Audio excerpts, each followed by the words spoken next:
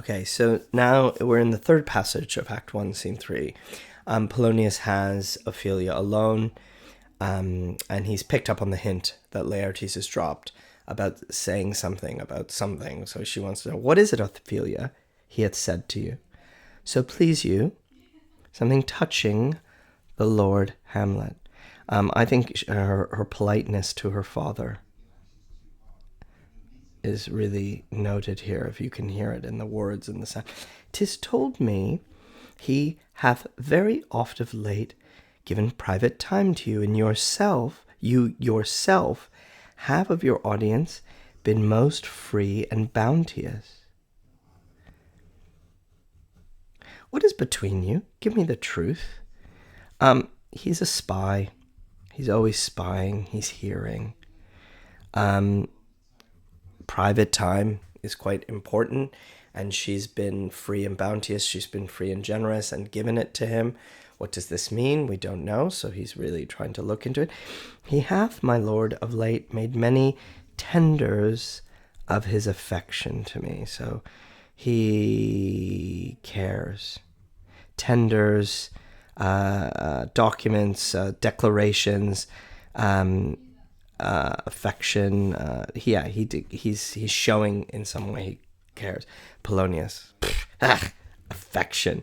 You speak like a green girl, ignorant, naive, green, fresh. As if freshly born. Do you believe his tenders, as you call them? I don't know, my lord, what I should think. I don't know what to make of this. Is she playing? Or is she that green? Mary, I'll teach you. Think yourself a baby. I'll teach you. I'll teach you what to think. You're a baby. That you have taken these tenders for true pay, which are not sterling. Tender yourself more dearly, or you'll tender me, a fool. The metaphors of money. I never noticed that. Pay, sterling, tender. Tender is the bill. You've taken this as real currency, but they're not. They're not sterling. They're not real. You need to be more careful with your money, or you'll make me a fool. This is the kind of extended metaphor that this Joker kind of does. So you believed in this kind of false currency. My lord, he hath opportuned me with love in honorable fashion. So I'm sure that's with words and not just physicality. He's being good. She feels loved. Fashion, you may call it go to. In Shakespeare, we see these fathers who dismiss their daughters. We see it with Brabantio in Othello. We see it with Lear, this controlling of daughters, this telling off of daughters, this mocking of them. Fashion, you may call it go to, and hath given countenance to his speech, my lord, with almost all the holy vows of heaven. He has given his face to his words. And he's sworn to heaven that this is real. Springs to catch woodcocks, they're traps. These are traps he's using. I don't know. I do know when the blood burns how prodigal the soul lends the tongue vows.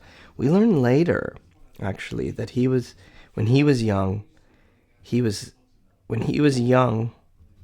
knew love like this. And he says, when you love and your soul is prodigal, it's spending everything, it's giving everything, you'll say whatever it takes. These blazes giving more light than heat, that's nice. It's more extinct in both, even in their promise, as it is a making. You must not take for fire. This isn't real. Not real heat, I guess. From this time, be somewhat scanter, less, of your maiden presence. Set your entreatments at a higher rate than a command to parley. So again, higher rate is interesting. It's like tender. But it's almost it's almost like he's pimping her out. Like, put your price higher. For Lord Hamlet believes so much in him that he is young, and with a larger tether may he walk than may be given you. So he has more freedom than you do. In few, Ophelia, do not believe his vows. He finally gets to the point. It takes him so long, Polonius. For they are brokers. None of that die which their investments show, but mere implorators of unholy suits, breathing like sanctified and pious bawds, the better to beguile. They're unholy suits. They're sinful. Like sanctified and pious bawds, the better to beguile. So his words are very good at tricking. Okay? This is for all. I would not in plain terms from this time forth have you so slander any moment leisure as to give words or talk with the Lord Hamlet. Look to it, I charge you, come my ways. I shall obey, my lord. So forbids her from spending any time with him. And of course she agrees because she's Ophelia.